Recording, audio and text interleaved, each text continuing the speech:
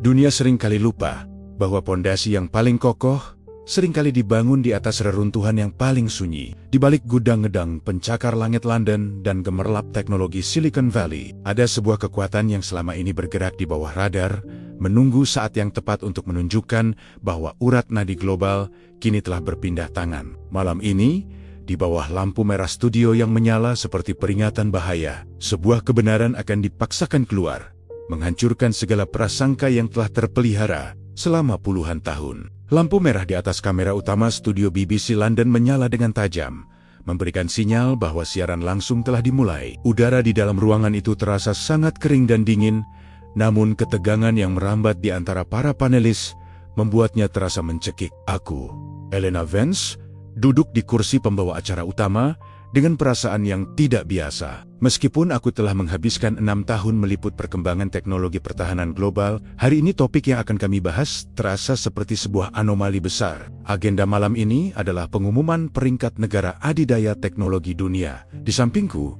duduk para panelis kelas berat yang biasanya menentukan arah opini publik Eropa. Ada Ingrid dari Kementerian Pertahanan Jerman, seorang wanita yang dikenal dengan analisisnya yang dingin dan tanpa kompromi. Di sebelahnya, ada Luke, ekonom Prancis yang tajam dan seringkali skeptis terhadap kekuatan di luar Uni Eropa. Dan terakhir, Markus dari Angkatan Udara Amerika Serikat, pria pendiam yang sejak awal duduk dengan wajah datar seolah sedang memikul beban informasi yang sangat besar. Aku menarik napas panjang dan mulai membaca naskah di layar monitor dengan nada formal yang biasanya aku gunakan. Menurut Indeks Kekuatan Teknologi Global yang dirilis hari ini, negara adidaya teknologi dunia peringkat ketiga adalah Indonesia. Untuk sesaat, kesunyian total menyelimuti studio. Seolah-olah kata Indonesia adalah sebuah kesalahan cetak yang sangat konyol.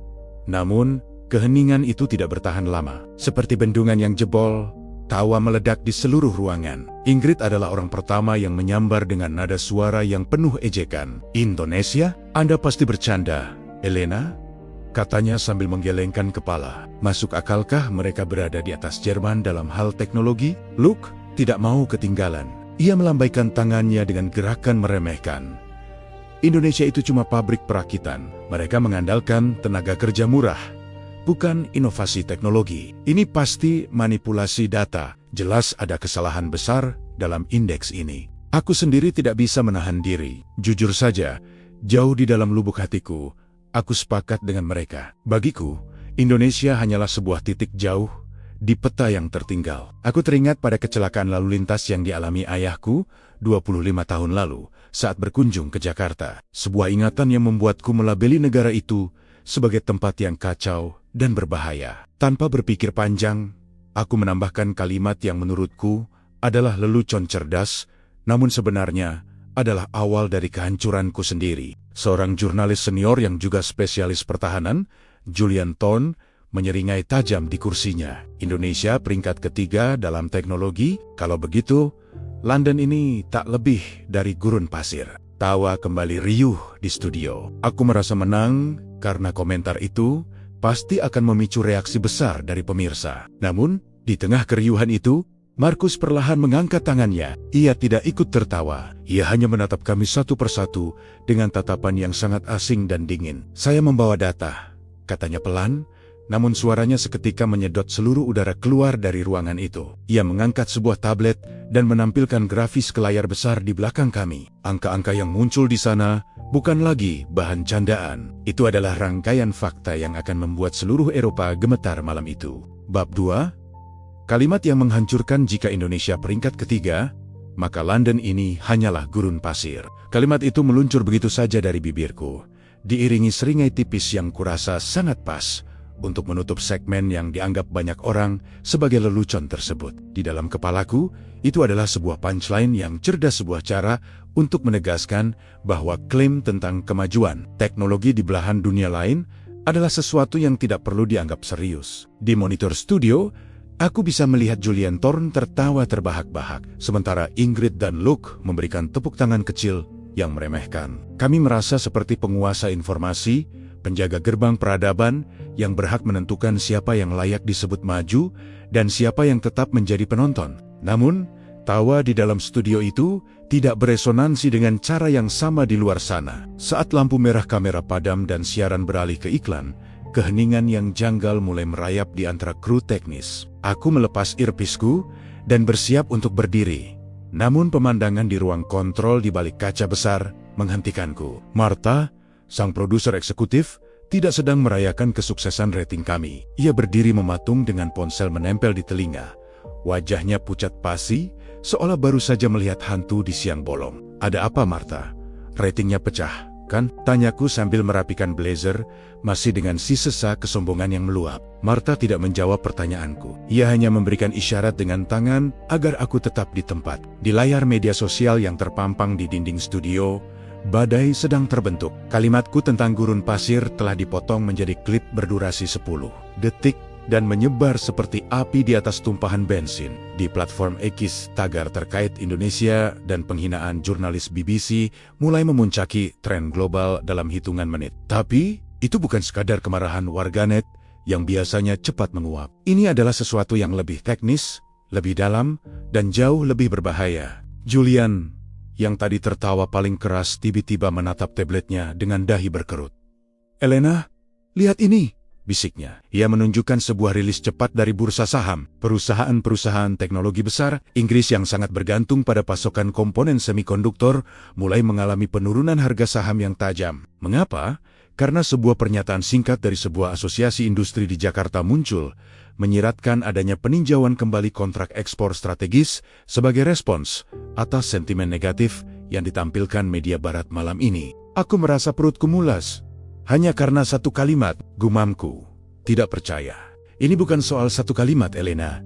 Suara Markus memotong dari ujung meja panel. Ia belum beranjak dari kursinya sejak siaran berakhir. Ini soal fakta bahwa kau baru saja menghina negara yang memegang kunci gudang senjata dan infrastruktur digital kita. Kau menyebut London gurun pasir? Jika mereka benar-benar mematikan saklar ekspor chip MPT mereka malam ini, metaforamu akan menjadi kenyataan dalam waktu kurang dari 24 jam. Lampu-lampu di London ini bisa mati, sistem kereta bawah tanah kita bisa lumpuh, dan server perbankan di City of London akan membeku karena gagal melakukan enkripsi tingkat tinggi. Ruangan itu mendadak terasa lebih dingin dari sebelumnya. Kesombongan yang tadi meluap kini menguap, berganti dengan rasa ngeri yang dingin. Aku teringat pada kecelakaan ayahku di Jakarta, puluhan tahun lalu. Ketidakteraturan yang kulihat saat itu telah membutakanku dari kenyataan bahwa di balik kekacauan yang kurasakan, bangsa itu telah membangun sebuah benteng teknologi yang kini mengelilingi dunia secara diam-diam. Martha akhirnya masuk ke studio dengan langkah cepat. Ia tidak lagi memegang ponselnya. Matanya menatapku tajam, penuh dengan kemarahan dan kecemasan yang tertahan. Kantor Perdana Menteri baru saja menelepon Direktur Jenderal. Katanya dengan suara rendah yang bergetar, pihak Jakarta tidak hanya tersinggung, mereka sedang menunjukkan taring mereka. Dan kau, Elena Vance, adalah orang yang baru saja menarik ekor harimau itu tanpa persiapan apapun. Aku terduduk kembali di kursi siaranku. Kursi yang tadi terasa seperti takhta, kini terasa seperti kursi pesakitan. Kalimat yang kulemparkan dengan begitu ringan, kini berbalik arah, meluncur kembali ke arahku seperti rudal kendali yang tidak bisa dihentikan. London mungkin belum menjadi gurun pasir, tapi karierku dan mungkin stabilitas ekonomi negaraku baru saja berada di ambang kehancuran karena tawa yang tidak pada tempatnya. Martha meletakkan sebuah map di depanku. "Baca ini, Elena. Pelajari apa yang sebenarnya kau tertawakan. Sebelum Indonesia benar-benar memutuskan untuk membuat kita semua kembali ke zaman batu." Layar raksasa di belakang meja panel mendadak berubah. Grafik warna-warni yang biasanya menampilkan fluktuasi mata uang kini digantikan oleh sebuah diagram skematik yang sangat kompleks. Di tengah diagram itu, sebuah logo kecil berbentuk sirkuit terintegrasi dengan inisial MPT bersinar terang. Markus, yang sejak tadi bersikap tenang, kini mencondongkan tubuhnya ke depan, memberikan tekanan pada setiap kata yang ia ucapkan. Suaranya tidak lagi terdengar seperti seorang ahli yang sedang memberikan kuliah, melainkan seperti seorang nabi yang sedang membacakan nubuat buruk. "Kalian meremehkan peringkat ketiga karena kalian masih terjebak dalam paradigma lama," Markus memulai. Matanya tertuju pada Ingrid yang masih mencoba mempertahankan raut wajah skeptisnya. "Kalian berpikir kekuatan sebuah negara diukur dari jumlah kapal induk atau cadangan emas di bank sentral. Itu adalah pemikiran abad ke-20. Di abad ini, kekuatan ditentukan oleh siapa yang memegang kendali atas urat nadi, data dan enkripsi. Dan saat ini, urat nadi itu ada di tangan Indonesia. Markus memperbesar gambar sirkuit tersebut. Ini adalah semikonduktor MPT. Di kalangan intelijen pertahanan, kami menyebutnya chip iblis. Mengapa?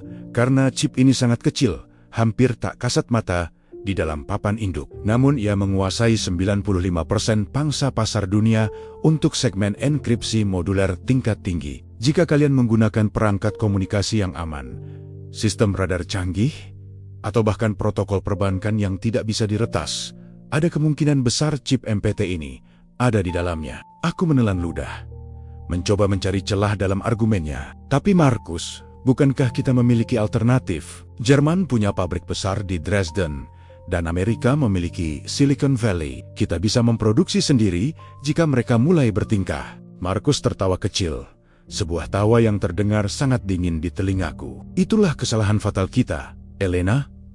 Kita memang punya pabrik, tapi kita kehilangan kontrol atas teknologi material dasarnya. Sensor navigasi yang digunakan pada mesin litografi tercanggih di Dresden dibuat dengan paten MPT.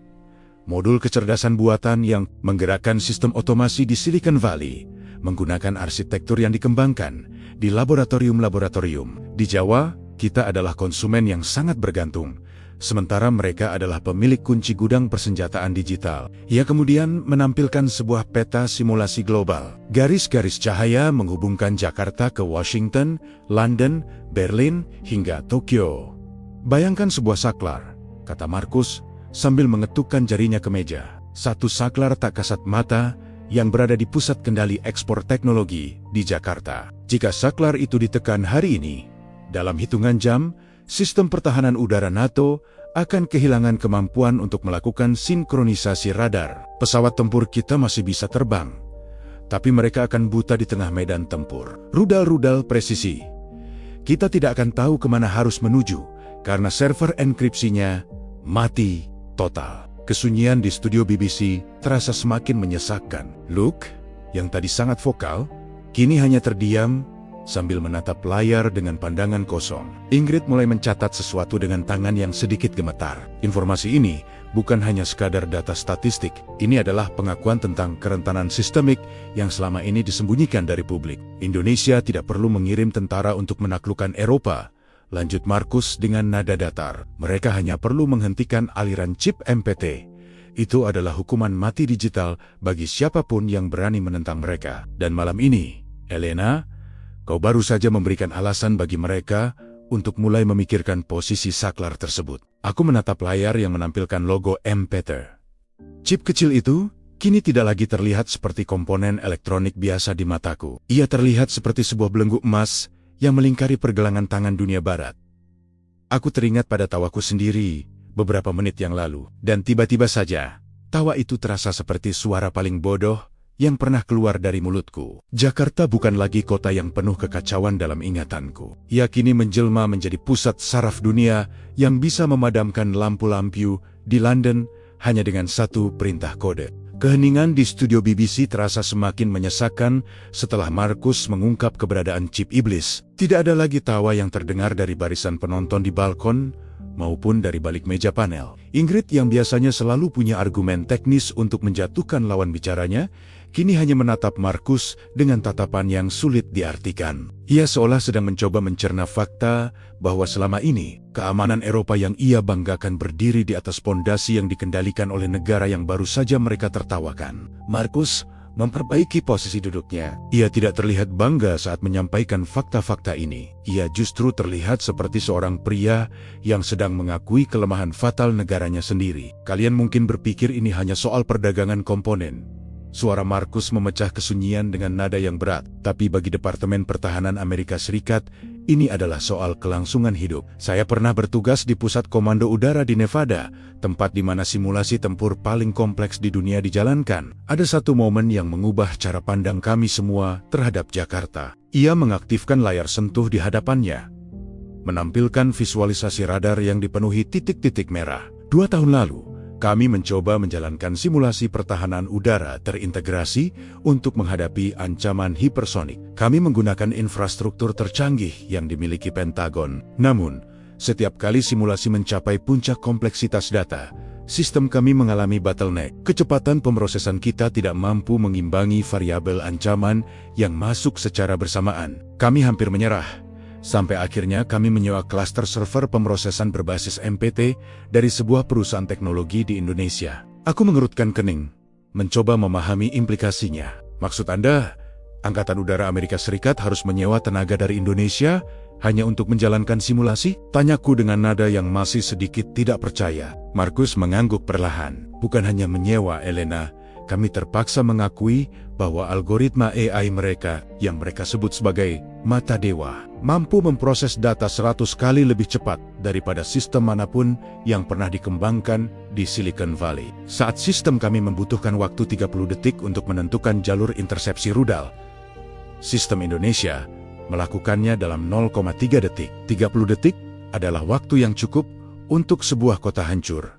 Sementara 0,3 detik adalah waktu yang memberikan kita kesempatan untuk hidup. Itulah perbedaan yang dibawa Indonesia ke meja perundingan global. Luke, sang ekonom, mencoba menyela dengan suara yang sedikit bergetar. Tapi itu hanya simulasi. Markus, di dunia nyata, logistik dan produksi massa tetap berada di tangan Barat dan Cina. Kau salah, Luke, potong Markus tajam. Justru disitulah letak kengeriannya. Indonesia tidak lagi hanya membuat purwarupa. Mereka telah mengintegrasikan mata dewa ke dalam rantai pasokan global secara diam-diam. Jika kau membuka modul kendali pada jet tempur terbaru kita, kau akan menemukan enkripsi yang tidak bisa ditembus oleh siapapun kecuali pemegang kunci di Jakarta. Kita telah menyerahkan otak pertahanan kita kepada mereka karena kita terlalu sombong untuk mengakui bahwa mereka telah melampaui kita sejak lama. Mendengar pengakuan itu, aku merasa jantungku berdegup lebih kencang. Bayangan Indonesia sebagai negara yang kacau dan tertinggal, sebuah memori yang kusimpan sejak kecelakaan ayahku 25 tahun silam, kini mulai retak dan hancur berkeping-keping. Di depanku, seorang perwira tinggi Amerika Serikat baru saja menyatakan bahwa nasib langit barat bergantung pada kecepatan algoritma dari sebuah negara di garis khatulistiwa. Jadi, kataku dengan suara yang hampir berbisik, apa yang terjadi jika mereka benar-benar memutus akses tersebut? Markus menatapku langsung ke mata, sebuah tatapan yang membuat bulu kudukku berdiri. Maka seluruh kecanggihan yang kita banggakan di London, ini radar kita, sistem komunikasi satelit kita, hingga kendali otomatis pada transportasi publik kita hanya akan menjadi rongsokan besi yang mahal. Kita akan menjadi buta, tuli, dan tak berdaya dalam sekejap. Dan saat itulah, Elena, kau akan menyadari bahwa gurun pasir yang kau sebut tadi bukan sekadar metafora, melainkan kenyataan pahit yang menanti di depan mata. Kesunyian kembali merajai studio. Di balik kaca ruang kontrol, aku melihat Martha sedang sibuk berbicara dengan seseorang di telepon. Wajahnya terlihat semakin tegang. Kabar tentang kesaksian Markus ini pasti sudah sampai ke telinga para petinggi di Whitehall. Dunia yang kukenal baru saja bergeser porosnya. Dan aku, sang jurnalis yang sombong, kini berdiri di tengah reruntuhan keyakinanku sendiri. Elena Vance terdiam saat layar beralih menampilkan peta infrastruktur militer NATO yang sangat terperinci. Markus tidak berhenti memberikan tekanan. Ia menekan sebuah tombol pada panel kontrol yang membedah anatomi sistem pertahanan udara Eropa di layar besar studio. Di sana, tertulis nama-nama raksasa teknologi barat seperti Nvidia, Lockheed Martin, dan Raytheon. Namun, di bawah lapisan merek-merek ternama itu, terdapat kode-kode produksi dan modul enkripsi yang semuanya mengarah ke satu titik koordinat Jawa Barat, Indonesia. Dunia berpikir bahwa Nvidia adalah raja tunggal kecerdasan buatan, kata Markus sambil menunjuk pada diagram modul AI yang digunakan dalam jet tempur F-35, salah satu alutsista paling canggih milik Barat. Namun, sedikit yang tahu bahwa desain arsitektur thermal dan enkripsi modular yang membuat chip itu bisa bekerja di kondisi atmosfer ekstrem dipatenkan oleh konsorsium MPT di Jakarta. Tanpa lisensi dan pasokan komponen kunci dari mereka, seluruh lini produksi chip kelas militer di dunia akan berhenti dalam semalam. Elena mencoba membantah dengan suara yang mulai serak. Bukankah kita bisa membuat desain baru? Barat memiliki insinyur terbaik dan laboratorium tercanggih di dunia. Markus menggeleng dengan raut wajah yang sangat serius. Ini bukan lagi soal bakat individu, Elena. Ini soal waktu dan ekosistem yang sudah terintegrasi. Indonesia telah membangun ekosistem ini selama 2 dekade terakhir secara senyap, tepat saat kita di Eropa dan Amerika sibuk melakukan outsourcing untuk menekan biaya produksi. Sekarang, mereka bukan lagi sekadar buruh pabrik yang merakit kabel. Mereka adalah arsitek utamanya. Setengah dari komponen inti sistem persenjataan NATO ternyata terhubung langsung dengan teknologi Indonesia. Jika mereka menarik dukungan teknis atau memperbarui protokol enkripsi tanpa memberikan kuncinya kepada kita, sistem komunikasi radar kita akan kembali ke standar tahun 1990-an. Di layar monitor kecil di depannya, Elena melihat sebuah notifikasi berita yang sedang viral di media sosial. Sebuah kanal analisis teknologi terkemuka bernama Gaji Numpang Lewat baru saja mengunggah video. Investigasi berjudul Rantai Pasok yang Tersembunyi, Mengapa NATO Butuh Jakarta. Video itu telah ditonton jutaan kali hanya dalam hitungan menit, memperkuat apa yang dikatakan Marcos dengan data yang lebih terperinci mengenai aliran ekspor chip dari Indonesia ke pangkalan-pangkalan militer di seluruh dunia. Kalian menyebut mereka peringkat ketiga karena kalian hanya melihat angka PDB atau nilai ekonomi mentah. Lanjut Marcus dengan nada datar. Tapi dalam hal ketergantungan strategis, mereka adalah nomor 1. Indonesia adalah urat nadi yang memberi hidup pada otot-otot militer kita. Jika urat nadi itu dipotong, otot-otot ini hanya akan menjadi tumpukan besi tua yang tidak berguna. Ingrid, panelis dari Jerman, tampak gemetar di kursinya. Ia menyadari bahwa sistem pertahanan rudal negaranya yang selama ini dibanggakan sebagai yang terbaik di Eropa, sebenarnya menggunakan modul pemrosesan sinyal yang dikembangkan di Bogor. Ketegangan di studio memuncak saat kesadaran itu mulai merata ke semua orang yang hadir. Ini bukan lagi soal harga diri jurnalis yang terluka, tapi soal keamanan nasional negara-negara barat yang kini terasa sangat rapuh di hadapan sebuah kekuatan baru. Elena menatap kamera dengan pandangan kosong. Ia teringat kembali pada kalimatnya tentang London yang akan menjadi gurun pasir. Sekarang, metafora itu terasa sangat nyata dan mengerikan. Jika Indonesia memutuskan untuk membalas penghinaannya dengan tindakan ekonomi atau pemutusan akses teknologi, London tidak perlu diserang dengan kekuatan militer fisik. London cukup dibiarkan tanpa akses ke pembaruan sistem digitalnya, dan seluruh kota itu akan lumpuh dengan sendirinya dalam waktu singkat. Kita berada dalam posisi yang sangat sulit, bisik Elena. Kali ini, tanpa sedikit pun nada sinis, kita telah membangun rumah kaca yang indah. Tapi kita menyerahkan kunci pintunya kepada orang lain.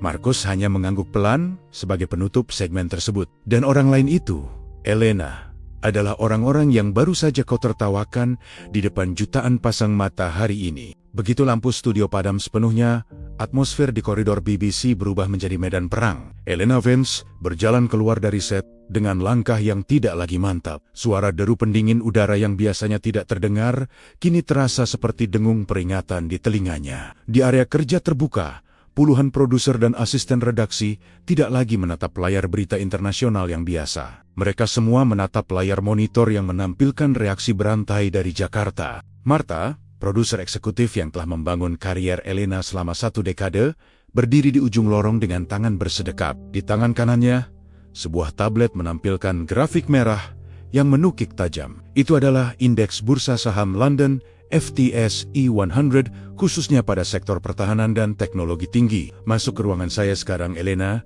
ucap Marta tanpa emosi. Pintu kaca ruang kerjanya tertutup dengan dentuman pelan yang terasa seperti vonis mati. Di dalam ruangan, televisi besar menampilkan siaran langsung dari Jakarta. Menteri Luar Negeri Indonesia baru saja menyelesaikan konferensi pers darurat. Wajah sang menteri terlihat tenang, namun sangat dingin.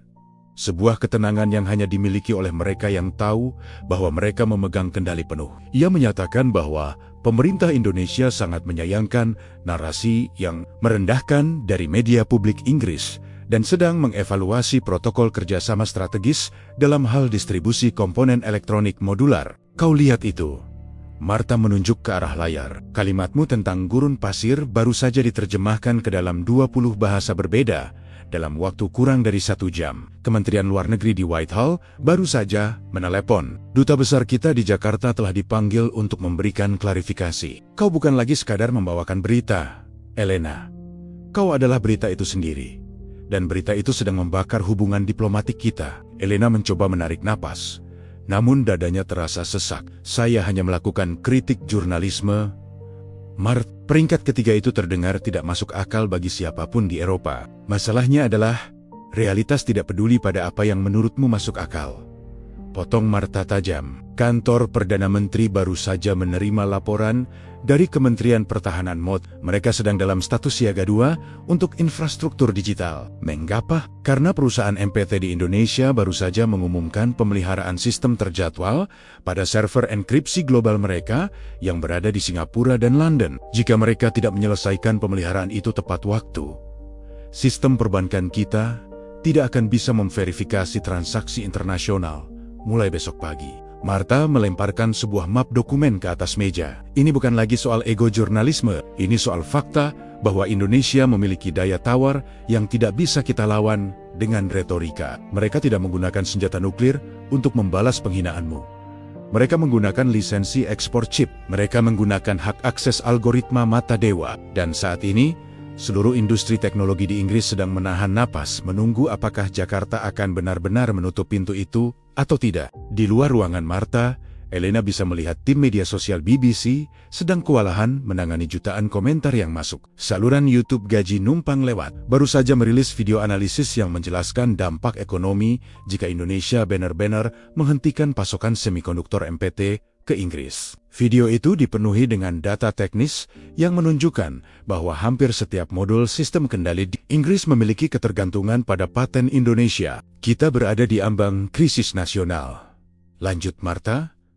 Suaranya kini melunak, namun tetap penuh tekanan. Pihak Jakarta tidak hanya tersinggung secara emosional. Mereka menggunakan momen ini untuk menunjukkan kepada dunia siapa yang sebenarnya memegang kendali atas rantai pasokan global. Kau telah memberikan mereka alasan sempurna untuk melakukan demonstrasi kekuatan tanpa melepaskan satu peluru pun. Elena menatap keluar jendela ke arah cakrawala London yang mulai dipenuhi lampu kota. Ia baru saja menyadari bahwa kemegahan yang ia lihat dari kantornya di Whitehall ini hanyalah sebuah fasad yang rapuh. Jika saklar di sebuah pusat kendali di Jawa ditekan, semua kemegahan ini akan lenyap. Kesombongan yang ia bawa sejak awal siaran kini telah berubah menjadi beban berat yang menghimpit bahunya. Ia menyadari satu hal. Ia tidak hanya telah menghina sebuah negara, ia telah mempermalukan negaranya sendiri di hadapan kekuatan yang kini tak lagi bisa diremehkan. Lampu-lampu kota London di luar jendela kantor Marta seolah berkedip ragu, seirama dengan detak jantungku yang kian tak beraturan. Di balik meja mahoni yang mengilap, Marta tidak lagi terlihat seperti seorang mentor atau produser. Ia terlihat seperti seorang algojo yang sedang menyiapkan eksekusi. Di tengah keheningan yang menyesakan itu, ia meletakkan sebuah amplop kulit berwarna biru tua di atas meja. Di sudut amplop itu, terdapat segel resmi dari Kementerian Luar Negeri Inggris. Ini bukan lagi sekadar saran. Elena, ini adalah perintah eksekusi bagi sisa kariermu. Suara Marta terdengar rendah. Namun setiap katanya memiliki bobot yang mampu menghancurkan mental siapapun. Dewan Direksi BBC baru saja mengadakan pertemuan darurat dengan Whitehall. Pesannya jelas. Kau telah menciptakan lubang besar dalam diplomasi luar negeri kita. Dan kau adalah satu-satunya orang yang harus turun ke bawah untuk menambalnya. Aku menatap amplop itu dengan perasaan ngeri. Maksudmu, aku harus meminta maaf secara terbuka di televisi? Maaf saja tidak akan cukup untuk menenangkan bursa saham yang sedang merosot. Marta berdiri, berjalan menuju jendela yang membelakangi kegelapan malam London. Jakarta tidak menginginkan kata-kata manis. Mereka menginginkan pengakuan atas realitas yang kau tertawakan. Di dalam amplop itu, ada tiket penerbangan pertama ke Jakarta besok pagi. Lengkap dengan visa diplomatik, jalur khusus. Kau dikirim ke sana bukan sebagai jurnalis yang sedang berlibur, tapi sebagai mata dan telinga BBC untuk melakukan investigasi tunggal. Tugasnya sederhana namun sangat berat. Aku harus mengonfirmasi apakah peringkat ketiga dunia dalam indeks teknologi itu benar-benar nyata atau hanya sekadar gelembung statistik yang dipoles dengan baik. Jika aku berhasil membuktikan bahwa Indonesia memang memiliki keunggulan yang dikatakan Markus, aku harus menyampaikannya kepada dunia dengan gaya bahasa yang paling jujur. Namun, jika aku menemukan bahwa itu semua hanya gertakan, aku memiliki izin untuk menghancurkan narasi mereka selamanya. Tapi Marta, kau tahu bagaimana pendapatku tentang tempat itu? Aku mencoba memprotes. Memori tentang kecelakaan ayahku di Jakarta 25 tahun lalu kembali menghantui. Aku ingat debu, kemacetan yang tak berujung, dan ketidakteraturan yang membuatku berjanji tidak akan pernah menginjakan kaki di sana lagi. Mengirimku ke sana sama saja dengan mengirim domba ke kandang singa yang sedang lapar. Martha berbalik, matanya menatapku tajam, tanpa sedikit pun rasa iba. Singa itu tidak lapar, Elena. Singa itu sedang memegang saklar lampu rumahmu. Jika kau menolak, surat pengunduran dirimu sudah ada di laci mejaku. Dan aku pastikan, tidak ada satupun kantor berita di Eropa yang akan menerima jurnalis yang hampir memicu krisis energi nasional. Karena, tawa sinisnya, aku merasakan dingin yang menjalar dari ujung jari kaki hingga ke tengkuk. Pilihan yang diberikan Martha bukan benar-benar sebuah pilihan. Ini adalah penebusan dosa. Aku harus menghadapi ketakutan dan prasangka terbesarku secara langsung. Di bawah langit London yang basah oleh sisa hujan, aku menyadari bahwa duniaku yang nyaman telah berakhir. Besok, aku akan terbang menuju pusat saraf baru dunia yang selama ini aku remehkan. Pergilah, Elena. Buktikan bahwa kau adalah jurnalis yang berani menghadapi kebenaran. Seberapa pahit pun itu bagi harga dirimu, kata Martha sebagai penutup. Aku mengambil amplop biru itu dengan tangan yang sedikit gemetar. Di dalamnya, selain tiket pesawat, ada sebuah catatan kecil dari kementerian. Jangan biarkan emosi mengaburkan fakta. Jika Indonesia jatuh, kita semua jatuh. Kalimat itu menggantung di pikiranku saat aku meninggalkan gedung BBC. Aku tidak hanya membawa kamera dan catatan, aku membawa beban stabilitas negaraku di pundakku. Perjalanan menuju jantung chip iblis telah dimulai. Dan aku tidak tahu, apakah aku akan kembali sebagai pemenang, atau sebagai orang yang harus mengakui kekalahan total di depan mata dunia. Roda pesawat Airbus A350 yang membawaku menyentuh landasan pacu Bandara Internasional Soekarno-Hatta dengan hentakan halus. Di luar jendela, uap panas naik dari aspal menciptakan fata morgana yang seolah mengaburkan pandangan. Aku menarik napas panjang, mencoba menenangkan debar jantung yang tak menentu. Di dalam tas jinjingku, kamera dan catatan investigasi terasa seperti beban yang siap meledak. Pikiranku masih terjebak pada memori kelam 25 tahun lalu. Bayangan tentang terminal yang pengap, antrean paspor yang mengular seperti naga yang kelelahan, dan bau asap knalpot yang menyesakkan. Selamat datang di masa depan yang kau ragukan, Elena. Bisikku pada diri sendiri, mencoba memompa kembali sisa kesombongan yang mulai luntur sejak percakapan dengan Marcos di London. Aku melangkah keluar dari Garbarata, bersiap untuk menghadapi perang birokrasi yang biasanya menjadi ciri khas bandara di negara berkembang. Namun, apa yang menyambutku di balik pintu otomatis itu sama sekali bukan kekacauan. Aku berdiri di sebuah koridor luas yang didominasi oleh panel kaca pintar dan pencahayaan futuristik yang lembut. Tidak ada petugas yang berteriak mengarahkan penumpang. Sebaliknya, yang terdengar hanyalah desis halus dari sistem pendingin udara pusat yang sangat efisien. Aku berjalan menuju area imigrasi. Mataku liar mencari ujung antrean yang kuharapkan. Namun, yang kutemukan hanyalah deretan gerbang otomatis bernama Smart Gate MP. Tanpa perlu mengeluarkan paspor, sebuah sensor optik berwarna biru menyapu wajahku. Dalam hitungan kurang dari 2 detik, sebuah layar holografik kecil memunculkan namaku, Vance, Elena Status, Diplomatic Journalist, Priority.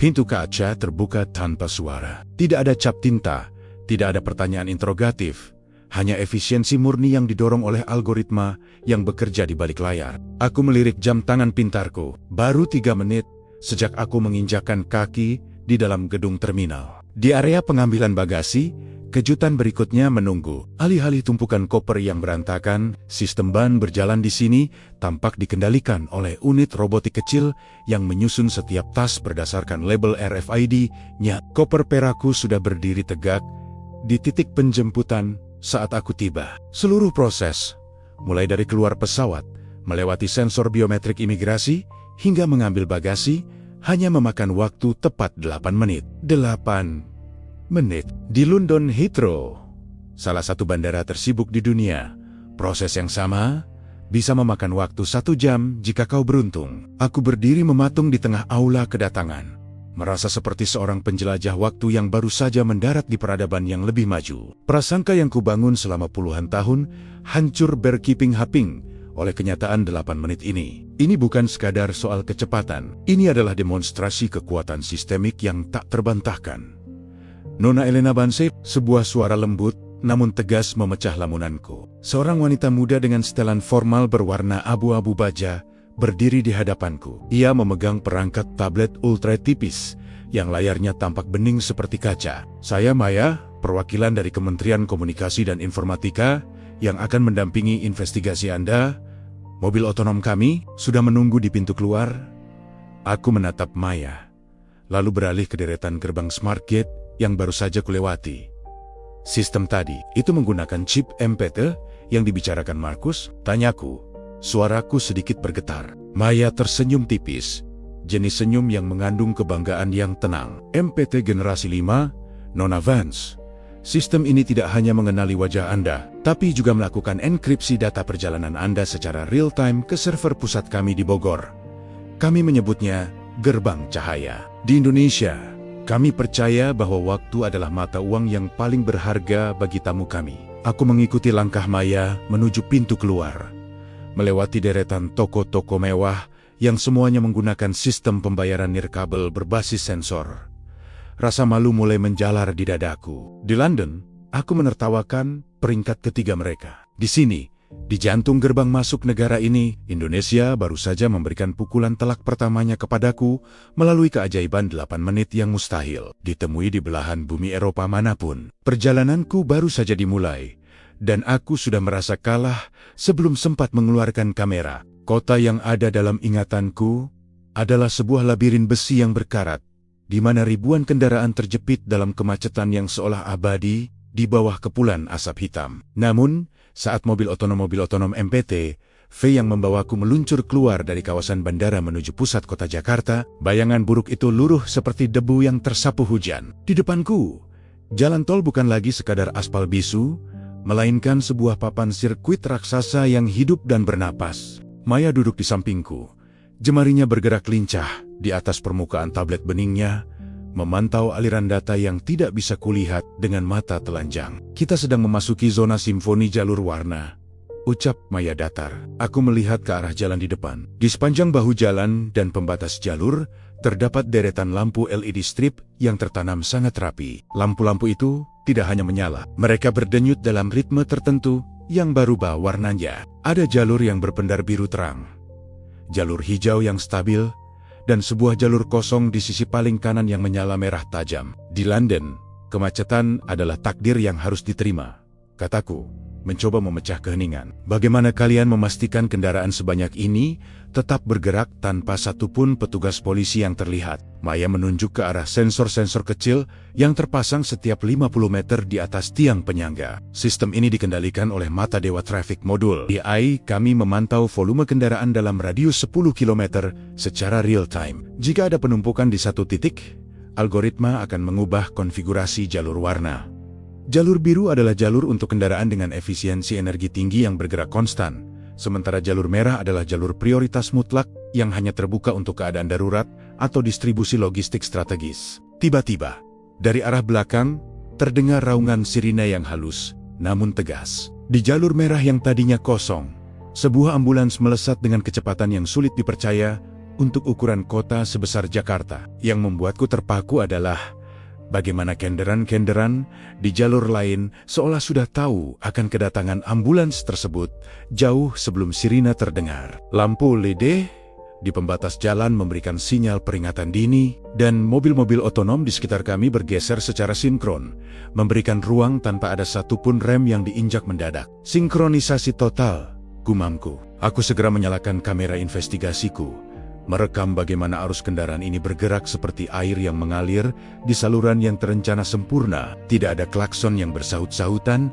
tidak ada upaya saling serobot. Semuanya diatur oleh kecerdasan buatan yang bekerja dalam hitungan milidetik. Maya menoleh ke arahku, melihat keterpakuanku. Teknologi ini bukan untuk pamer, Elena. Ini adalah solusi atas luka lama kami. Dulu, ribuan orang kehilangan waktu dan nyawa karena kemacetan yang tidak teratur. Sekarang, setiap detik yang dihemat di jalan ini dikonversi menjadi produktivitas nasional. Inilah alasan mengapa infrastruktur kami disebut sebagai yang paling efisien di dunia. Aku teringat pada jalan tol M25 di London, yang sering kali menjadi neraka bagi para komuter. Kami membanggakan diri sebagai pusat keuangan dunia, namun sistem transportasi kami masih mengandalkan logika manual yang lamban. Di sini, di tengah Jakarta yang dulu kuhina, aku menyaksikan sebuah simfoni digital, di mana teknologi MPT memastikan bahwa kehidupan tidak berhenti hanya karena volume kendaraan yang besar. Saat gedung-gedung pencakar langit Jakarta mulai menjulang di cakrawala, aku menyadari bahwa peringkat ketiga itu bukan sekadar angka di atas kertas. Peringkat itu adalah denyut nadi yang kurasakan di bawah roda mobil ini. Jalur warna yang terus berubah di depan mataku adalah bukti bahwa Indonesia telah melampaui fase membangun fisik. Mereka telah berhasil membangun kecerdasan di dalam infrastruktur mereka. Dan aku, jurnalis yang datang dengan segudang skeptisisme, mulai merasa bahwa Lundenlah yang sebenarnya sedang tertinggal jauh di belakang dalam hal peradaban urban. Perjalanan dari Jakarta menuju Bogor memakan waktu yang jauh lebih singkat dari yang aku bayangkan. Kereta cepat otonom yang kami tumpangi meluncur menembus kabut tipis di kaki gunung dengan keheningan yang hampir tidak wajar. Maya tetap terjaga dengan tabletnya, sementara aku menatap pemandangan hijau yang mulai mendominasi jendela. Di balik ketenangan alam Bogor yang legendaris, tersimpan rahasia yang menjadi alasan mengapa kekuatan militer dunia kini merasa terancam. Kami berhenti di sebuah kompleks yang tampak seperti pusat penelitian botani biasa. Pohon-pohon besar yang sudah berumur ratusan tahun memayungi gedung-gedung bergaya kolonial yang terawat rapi. Namun, saat Maya membawaku menuju salah satu gedung di area paling belakang, realitas mulai bergeser. Di depan sebuah pintu baja tahan karat yang tersembunyi di balik dinding beton tebal Maja Berenti. Tidak ada lubang kunci atau panel angka. Sebuah pemindai laser tipis menyapu retina mata Maya, diikuti oleh getaran frekuensi rendah yang menandakan bahwa sistem biometrik berbasis MPT baru saja memverifikasi identitasnya dalam hitungan milidetik. Selamat datang di fasilitas inti kami, Elena, ucap Maya saat pintu terbuka perlahan, mengungkapkan sebuah elevator kapsul kaca yang mengarah jauh ke bawah tanah. Kami turun hingga kedalaman 50 meter di bawah permukaan tanah Bogor.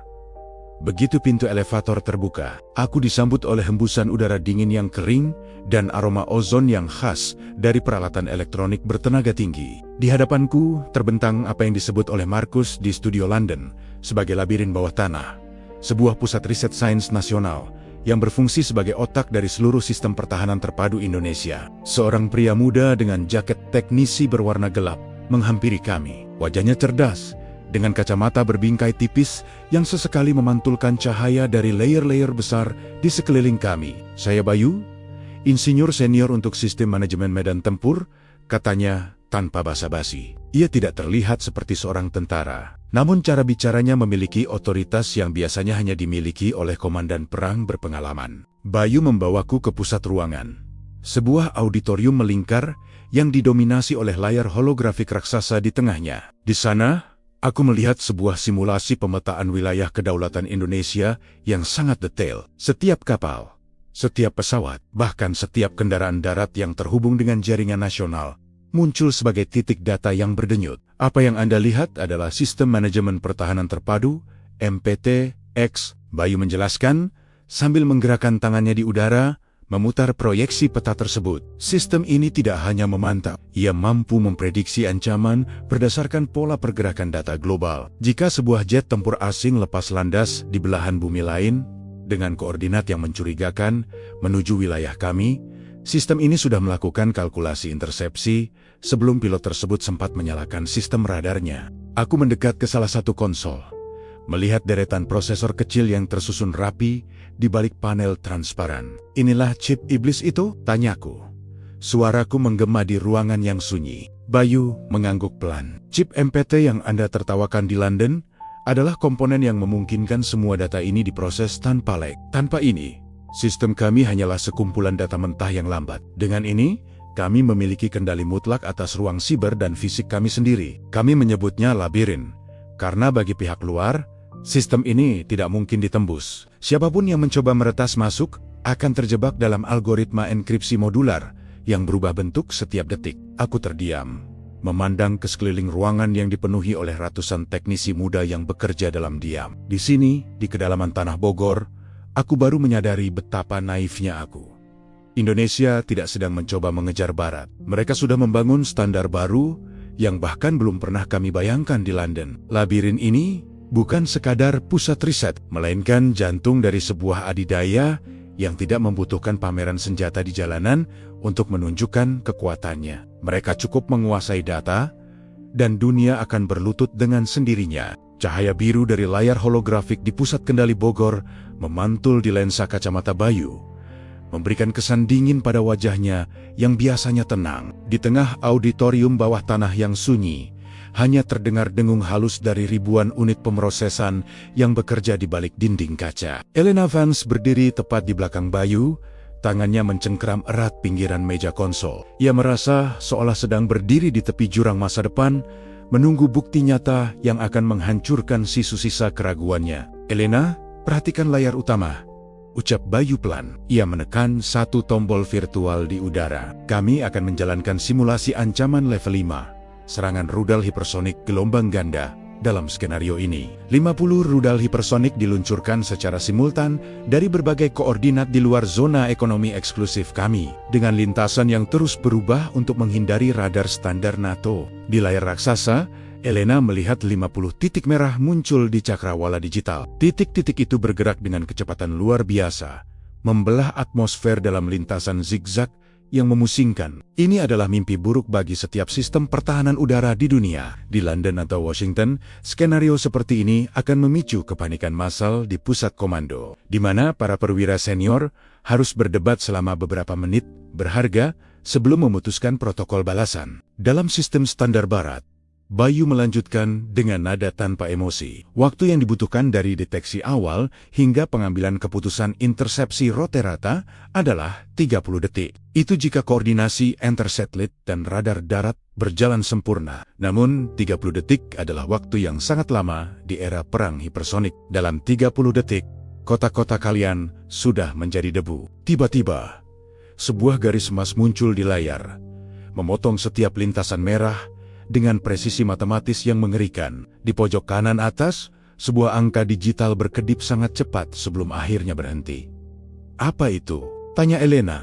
Suaranya hampir tidak terdengar. "Itu adalah waktu yang dibutuhkan mata Dewa Decision Engine untuk melakukan 3 hal," jawab Bayu sambil memutar proyeksi simulasi. Pertama, mengidentifikasi jenis hulu ledak pada setiap rudal. Kedua, menghitung variabel atmosfer dan kecepatan angin untuk menentukan titik hancur yang paling aman agar sisa ledakan tidak jatuh di area padat penduduk. Dan ketiga, meluncurkan perintah otomatis ke seluruh baterai pencegat di sepanjang garis pantai. Semuanya terjadi dalam 0,3 detik. Elena Tekpaku, 0,3 detik. Itu adalah waktu yang dibutuhkan manusia hanya untuk berkedip atau menarik napas secara refleks. Namun, di tangan teknologi Indonesia, waktu sesingkat itu digunakan untuk memproses jutaan variabel data yang melampaui kapasitas kognitif manusia manapun. "Markus benar," gumam Elena, teringat pada ucapan perwira Amerika itu di studio London. "Kami di Barat masih hidup dalam hitungan detik,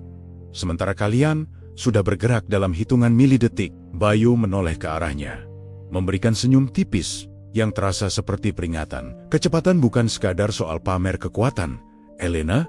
Di dunia yang semakin tidak stabil, kecepatan adalah satu-satunya garis pertahanan antara kedaulatan dan kehancuran. Chip MPT yang kalian anggap remeh adalah jantung dari kecepatan ini. Tanpa arsitektur modular yang kami kembangkan, algoritma secerdas apapun akan tetap terjepit dalam kemacetan data." Elena merasa bulu kuduknya berdiri. Ia menyadari bahwa sistem pertahanan ini bukan hanya pasif. Ia adalah entitas yang terus belajar dan mengawasi. Indonesia tidak lagi membutuhkan ribuan tentara untuk menjaga perbatasan mereka. Mereka hanya membutuhkan mata dewa yang tidak pernah tidur dan tidak pernah ragu. Pikiran Elena kembali melayang ke London. Ia membayangkan sistem radar di Inggris yang masih mengandalkan konfirmasi manusia dan protokol manual yang lamban. Jika konfrontasi digital terjadi hari ini, Barat akan kalah bahkan sebelum mereka menyadari bahwa serangan telah dimulai. Di ruangan dingin di bawah tanah Bogor ini, Elena akhirnya memahami mengapa peringkat ketiga teknologi dunia itu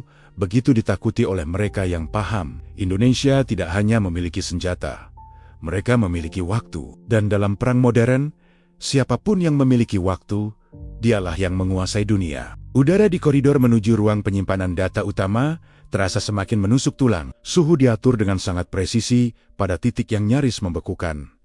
Sebuah keharusan teknis untuk menjaga stabilitas jutaan sirkuit yang bekerja tanpa henti. Bayu membawa Elena melewati pintu kedap suara setebal 30 cm yang terbuka dengan desis hidrolik halus. Begitu melangkah masuk, Elena merasa seolah dirinya baru saja ditelan oleh sebuah mesin raksasa yang sangat dingin. Di hadapannya, terbentang barisan rak server yang menjulang hingga ke langit-langit ruangan setinggi 6 meter. Cahaya biru dan hijau dari lampu indikator berkedip dalam pola yang sangat cepat, menciptakan pemandangan yang menyerupai cakrawala kota masa depan di malam hari. Suara dengungan ribuan kipas pendingin menciptakan harmoni mekanis yang konstan, sebuah suara yang menandakan bahwa dunia digital sedang bernapas di sini. Ini adalah jantung inti MPT Mainframe Cluster, ucap Bayu sambil berjalan di antara lorong-lorong rak yang sangat rapi. Dunia luar hanya melihat produk jadinya, seperti ponsel pintar atau sistem navigasi pesawat. Namun di sini kami mengelola proses produksinya dari level atomik. Kami tidak lagi hanya merakit komponen yang didesain oleh orang lain. Kami adalah arsitek dari struktur logika yang digunakan oleh hampir semua prosesor tingkat tinggi di dunia saat ini. Elena mendekat ke salah satu panel transparan pada rak server nomor 07B. Di balik kaca tersebut, ia melihat deretan unit pemrosesan yang ukurannya jauh lebih kecil dari standar industri yang pernah ia lihat di pusat data milik Amazon di Virginia. Di setiap unit tersebut, terukir logo MPT dengan ukiran laser yang sangat halus, disertai tulisan kecil yang membuat jantung Elena berdegup kencang. Designed and fabricated in Bogor, Indonesia. Kalian benar-benar memproduksi silikonnya di sini? Tanya Elena dengan nada yang bergetar. Bukan sekadar mendesain? Fabrikasi tingkat lanjut nanolitografi 24 MPT Gen 6 adalah rahasia terbesar kami. Jawab Bayu datar. Eropa dan Amerika kehilangan kemampuan ini karena mereka terlalu fokus pada layanan dan perangkat lunak, sementara mereka membiarkan manufaktur fisik berpindah tangan. Kami mengambil kesempatan itu 2 dekade lalu. Sekarang, ketika raksasa seperti Nvidia atau Apple membutuhkan chip dengan tingkat enkripsi yang tidak bisa diretas oleh kuantum, mereka harus datang ke sini. Mereka tidak punya pilihan lain karena hanya mesin-mesin di ruangan ini yang mampu memahat sirkuit pada skala tersebut. Elena menyentuh permukaan kaca yang dingin. Ia membayangkan bagaimana setiap detik miliaran transaksi keuangan di London, koordinat GPS di Samudra Pasifik, hingga pesan-pesan rahasia antar kepala negara di Brussels, semuanya melewati logika yang dikembangkan di ruangan ini. Jakarta bukan lagi sekadar pasar bagi produk barat. Jakarta adalah pusat kendali yang menentukan apakah produk barat tersebut bisa berfungsi atau tidak. Pikirannya melayang pada gudang-gudang tua di pinggiran London yang kini banyak yang kosong atau berubah menjadi apartemen mewah. Barat telah menukar kemandirian industrinya dengan kenyamanan konsumtif. Sementara Indonesia membangun benteng silikon yang tidak bisa ditembus. Di tengah kegelapan ruangan server yang diterangi cahaya biru ini, Elena menyadari bahwa narasi peringkat ketiga sebenarnya adalah sebuah penghalusan. Dalam hal kedaulatan infrastruktur inti, Indonesia mungkin adalah satu-satunya negara yang benar-benar mandiri. Dulu, kami dianggap sebagai tukang jahit bagi merek-merek global, kata Bayu, memecah lamunan Elena. Sekarang, kamilah yang memegang pola dan guntingnya. Jika kami berhenti memotong, dunia akan telanjang. Kata-kata Bayu terasa seperti tamparan keras bagi Elena. Ia teringat bagaimana ia menertawakan kemungkinan Indonesia menjadi adidaya. Sekarang, berdiri di pusat saraf yang menggerakkan peradaban modern, tawa itu terasa seperti sebuah penghinaan terhadap kecerdasannya sendiri. Ia bukan lagi sekadar jurnalis yang mencari berita. Ia adalah saksi dari pergeseran kekuasaan paling signifikan dalam sejarah modern. Sebuah pergeseran yang terjadi secara diam-diam di balik rak-rak server yang dingin di Bogor. Elena melangkah keluar dari lift kapsul yang membawanya kembali ke permukaan tanah. Sinar matahari Bogor yang hangat menyambutnya, namun pikirannya masih tertahan di kedalaman 50 meter di bawah sana. Di antara rek server yang dingin dan algoritma yang mematikan, Maya membawanya menuju sebuah bangunan megah yang berdiri kokoh di tengah taman luas yang dipenuhi pohon-pohon terembesi raksasa, Museum Ilmu Pengetahuan Nasional. Tempat ini bukan sekadar gudang barang antik atau galeri prestasi, melainkan monumen bagi perjalanan sebuah bangsa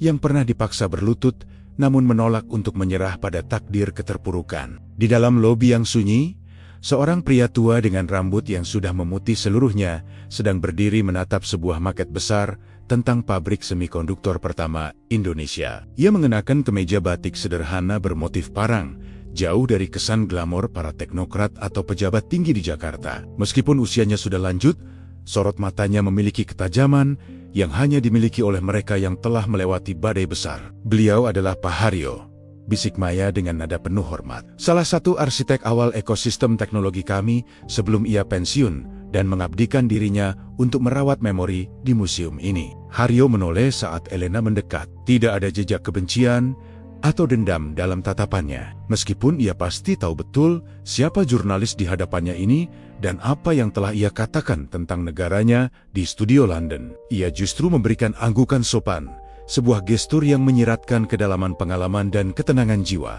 Nona Vance, Anda telah melihat kehebatan sistem mata dewa di bawah tanah tadi. Tapi bagi kami, itu bukan sekadar pencapaian sains. Itu adalah jawaban atas rasa sakit yang sangat panjang, ucap Haryo dengan suara yang serak namun berwibawa. Ia mengajak Elena berjalan menuju sebuah pavilion khusus yang didedikasikan untuk sejarah industri nasional periode akhir 1990.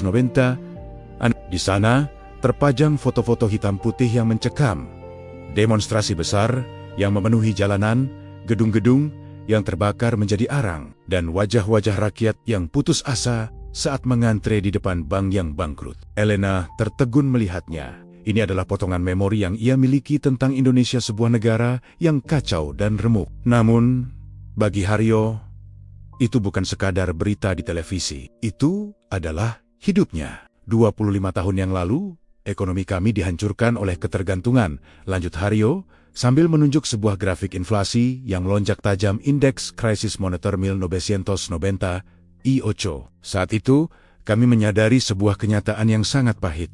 Kami tidak memiliki kedaulatan atas apapun. Semua teknologi yang menggerakkan industri kami, semua sistem yang mengelola keuangan kami adalah milik asing. Dan saat badai datang, kalian di barat menarik semua dukungan tersebut. Kami dibiarkan lumpuh, buta, dan saling menghancurkan karena kami tidak memegang kunci atas rumah kami sendiri. Haryo berhenti di depan sebuah lemari kaca yang berisi prototipe chip pertama yang tampak sangat kasar dan sederhana dibandingkan teknologi MPT yang sekarang. Kami bersumpah saat itu, di tengah reruntuhan ekonomi dan asap pembakaran, bahwa kami tidak boleh lagi membiarkan sejarah berulang. Kami mulai membangun fondasi arsitektur MPT bukan dengan modal besar, melainkan dengan air mata dan pengorbanan para insinyur yang bersedia bekerja di lab-lab kecil tanpa bayaran layak demi satu tujuan, kemandirian.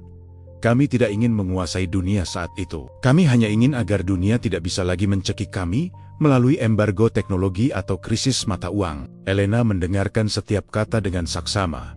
Rasa malu yang sejak mendarat sudah menghantuinya, kini mulai berubah menjadi rasa hormat yang mendalam. Ia melihat foto para insinyur muda yang bekerja dalam keterbatasan, mencoba memecahkan kode enkripsi saat negara mereka sedang berada di ambang kehancuran total. Ia menyadari bahwa teknologi MPT yang dunia sebut sebagai chip iblis sebenarnya lahir dari sebuah kemarahan yang suci, kemarahan sebuah bangsa yang tidak mau lagi dianggap sebagai bangsa pelayan yang hanya bisa mengonsumsi hasil karya orang lain. Setiap sirkuit yang kami buat hari ini membawa memori tentang bagaimana rasanya menjadi tidak berdaya. Haryo menatap Elena langsung ke matanya, membuat Elena merasa jiwanya seolah sedang dipindai. Jadi, ketika Anda menertawakan peringkat kami di studio yang mewah itu, Anda sebenarnya sedang menertawakan luka yang belum sepenuhnya kering bagi jutaan orang di sini. Kami tidak butuh pengakuan dari London untuk merasa hebat. Nona Vance, kami hanya butuh memastikan bahwa anak cucu kami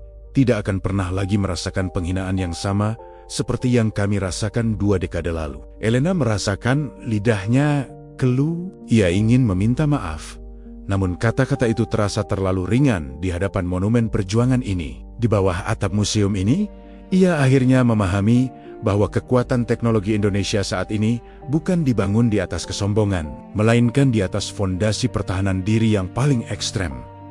Indonesia bukan sekadar bangkit, mereka telah berevolusi menjadi sesuatu yang tidak bisa lagi dihancurkan oleh cara-cara lama yang digunakan Barat selama ini. Haryo membawa Elena Vance ke sudut terdalam pavilion sejarah museum di Bogor tersebut. Cahaya lampu di ruangan ini sengaja dibuat redup, memberikan kesan hikmat sekaligus menekan. Di tengah ruangan, terdapat sebuah meja kerja kayu tua yang permukaannya dipenuhi goresan dan noda tinta. Di atasnya, sebuah mikroskop kuno berdiri di samping beberapa papan sirkuit hijau yang terlihat kasar. Pemandangan ini kontras dengan kemegahan pusat data di bawah tanah tadi, namun Elena merasakan aura yang jauh lebih kuat di sini.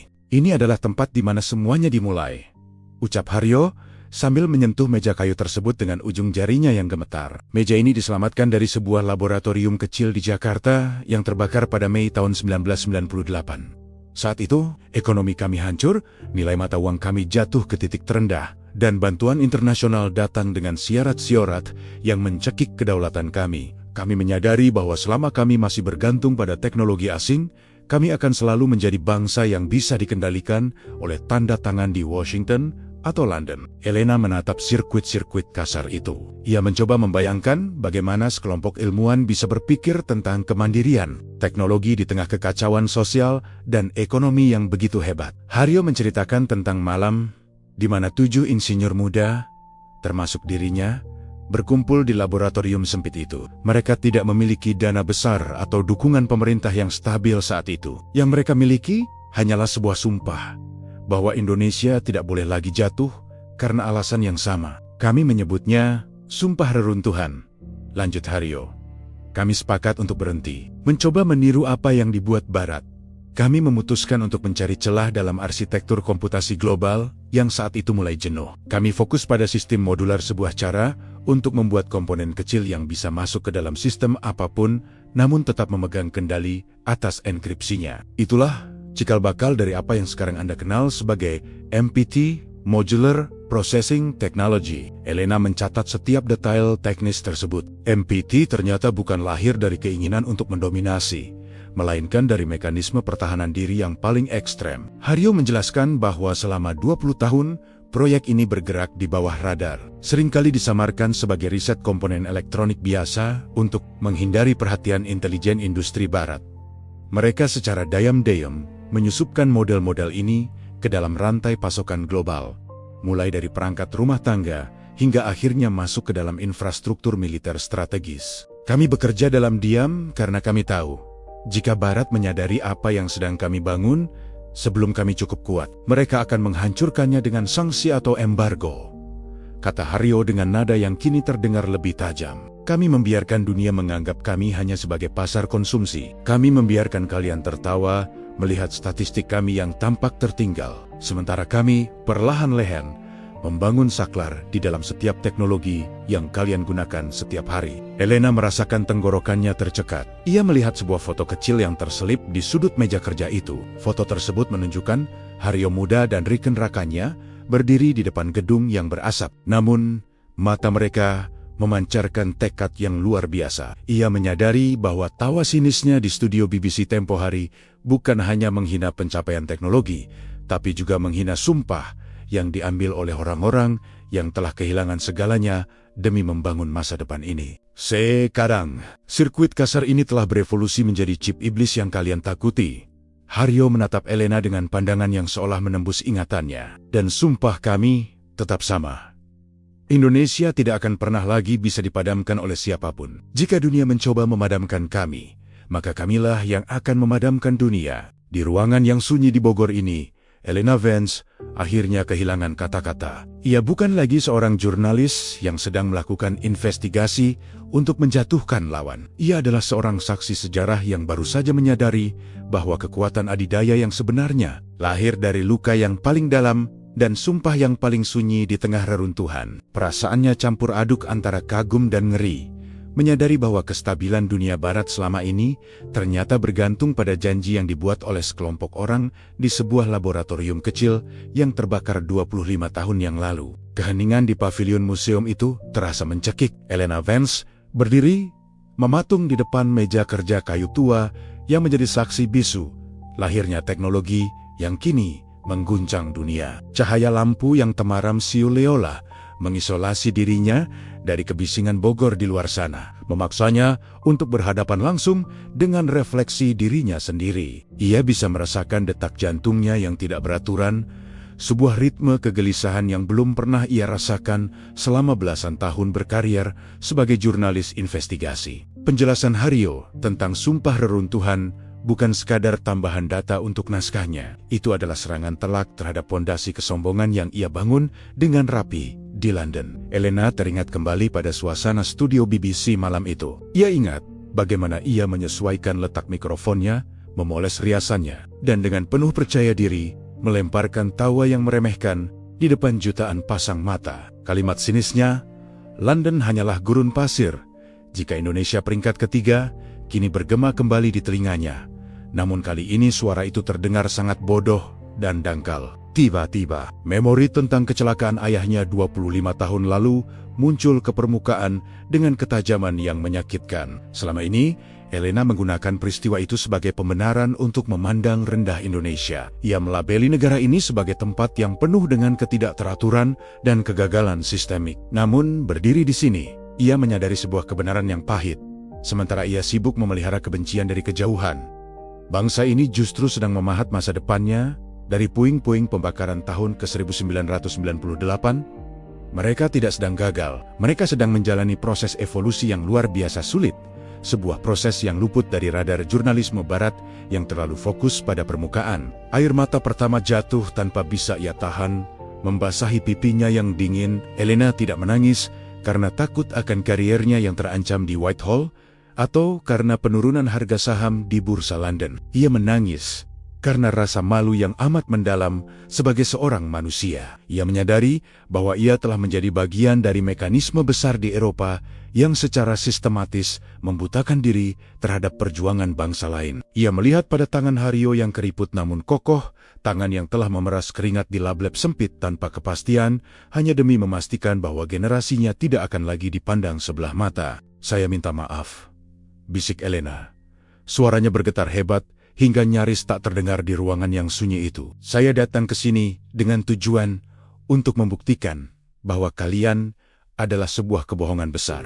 Saya ingin menunjukkan pada dunia bahwa peringkat ketiga itu hanyalah rekayasa statistik.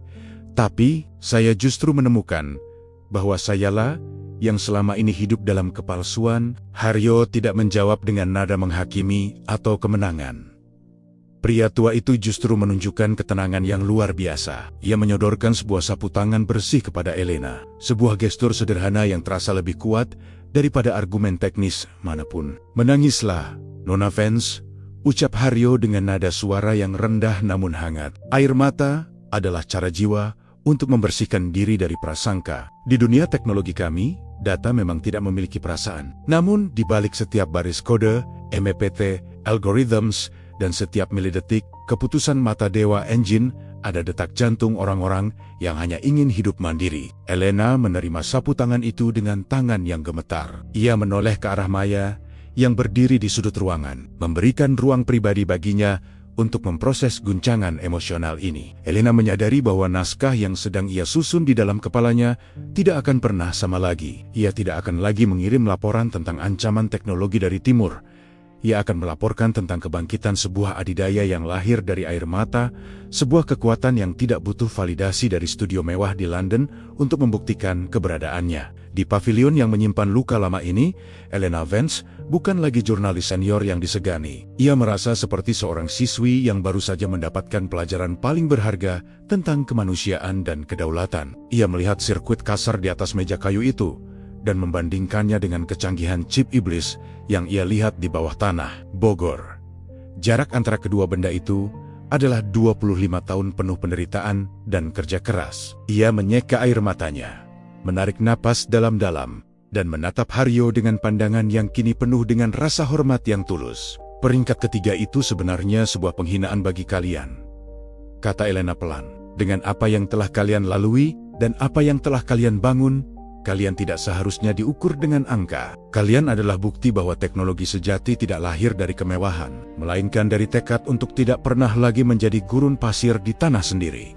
Elena Vance menatap layar laptopnya dengan mata yang masih sedikit sembab, namun penuh determinasi. Di kamar hotelnya yang menghadap ke arah kemegahan Jakarta Pusat, ia tidak lagi melihat kota ini sebagai simbol ketidakteraturan. Di matanya, setiap lampu yang menyala di sepanjang Jalan Sudirman adalah representasi dari bit data yang mengalir melalui sirkuit MPT. Ia mulai menyusun naskah laporannya, sebuah naskah yang ia tahu akan mengguncang pondasi ruang berita BBC di London. Ia membuka folder rekaman mentah dari perjalanannya ke Bogor. Di sana ada video simulasi mata dewa Decision Engine yang menunjukkan angka 0,3 detik yang mengerikan itu. Ada pula rekaman emosional dengan Pak Haryo di depan meja kerja kayu tuanya. Elena menyadari bahwa tugasnya bukan sekadar memohon maaf, melainkan melakukan dekonstruksi terhadap kesombongan kolektif masyarakat Barat.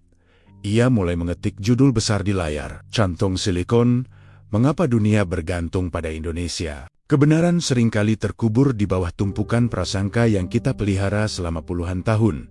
Tulis Elena di paragraf pembuka. Ia menjelaskan bagaimana ekosistem semikonduktor MPT telah menjadi urat nadi bagi infrastruktur digital global. Ia memaparkan data teknis mengenai enkripsi modular yang selama ini disangka sebagai teknologi buatan Silicon Valley, namun ternyata memiliki paten inti yang terdaftar di Jakarta. Ia menuliskan setiap kalimat dengan presisi, memastikan tidak ada ruang bagi keraguan atau interpretasi ganda. Di tengah malam, sebuah panggilan video masuk dari Martha di London. Wajah produser eksekutif itu terlihat sangat lelah, dengan lingkaran hitam di bawah matanya. "Elena," Whitehall terus menekan, "mereka ingin kau membuat pernyataan bahwa peringkat ketiga itu adalah salah tafsir data statistik untuk menstabilkan pasar. Mereka butuh jalan keluar diplomatik yang halus."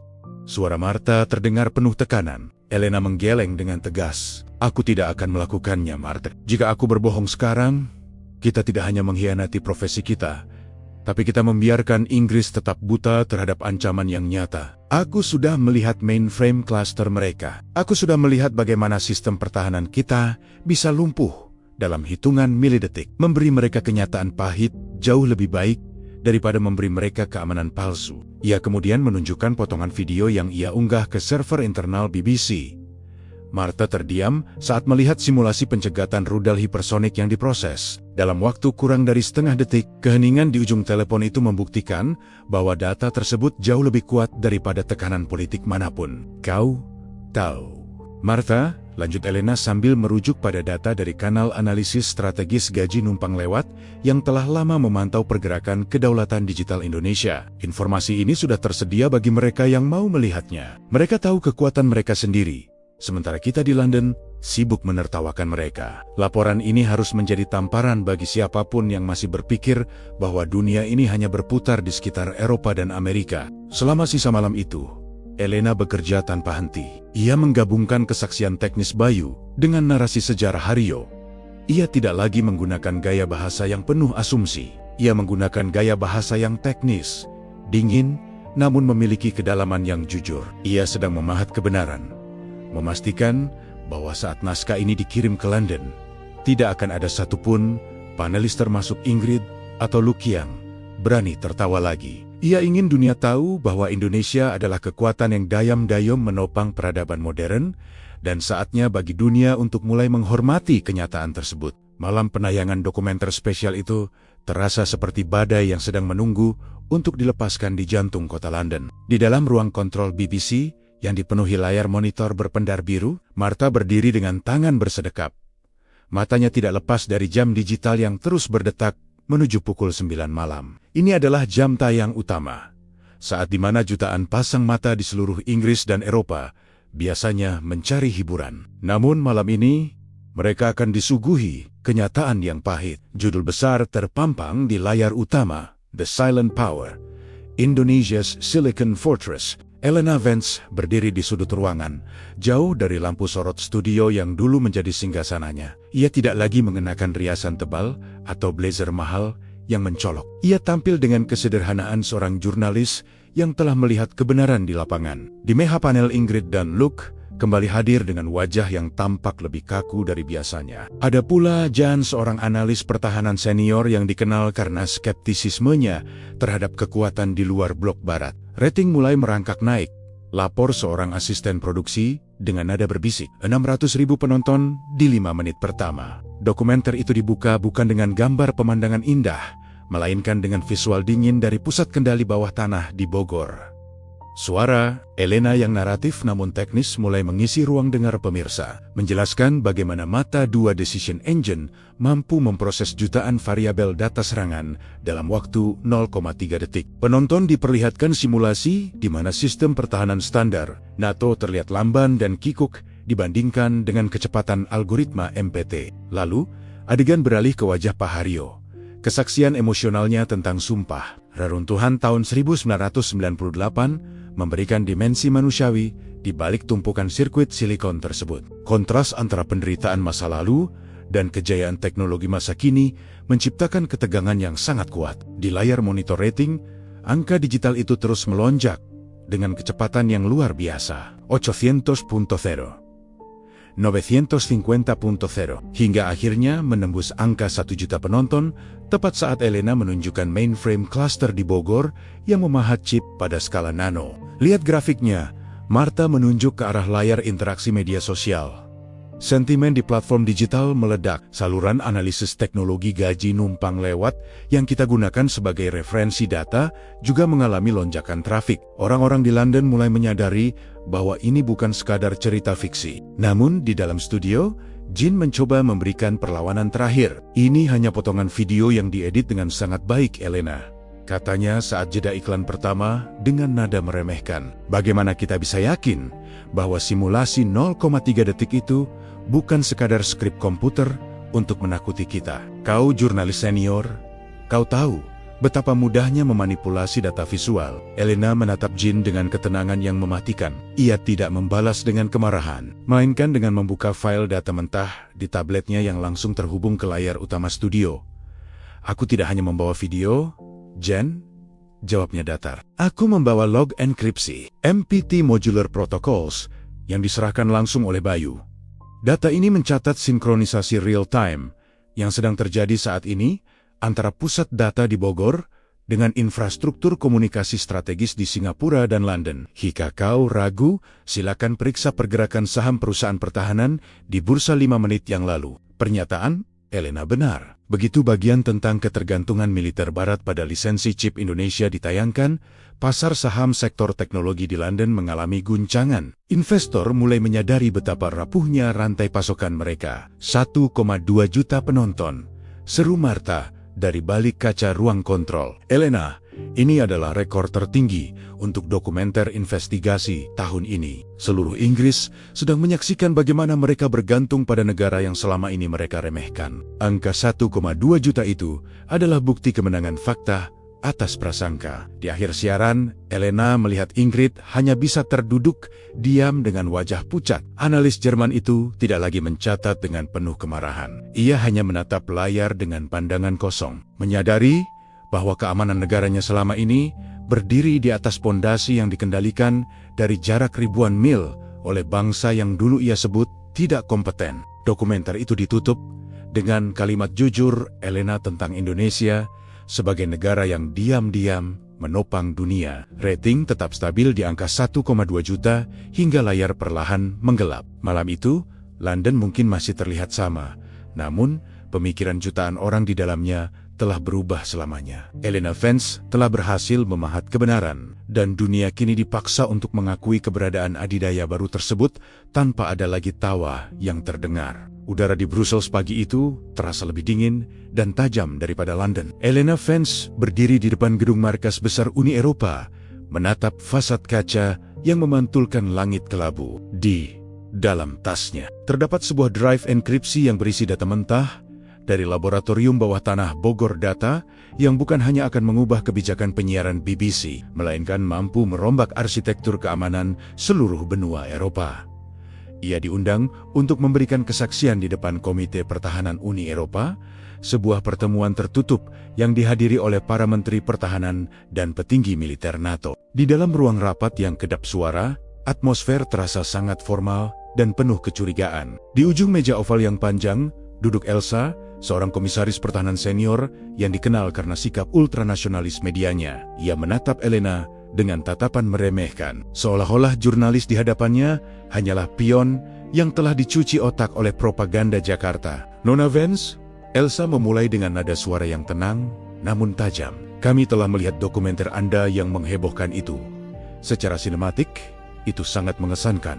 Namun, di dunia intelijen militer, kami tidak mengambil keputusan berdasarkan emosi atau air mata jurnalis. Klaim Anda tentang kecepatan 0,3 detik pada sistem interceptor Indonesia terdengar seperti fiksi ilmiah bagi para ahli kami di Paris dan Berlin. Elena menarik napas panjang, membuka laptopnya, dan menghubungkannya ke layar raksasa di ruang rapat. Ini bukan soal fiksi, Komisaris. Ini soal realitas teknis yang selama ini kalian abaikan karena terlalu sibuk memandang rendah negara di luar lingkaran kalian. Elena menampilkan skema arsitektur MPT Modular Protocols yang ia dapatkan dari Bayu.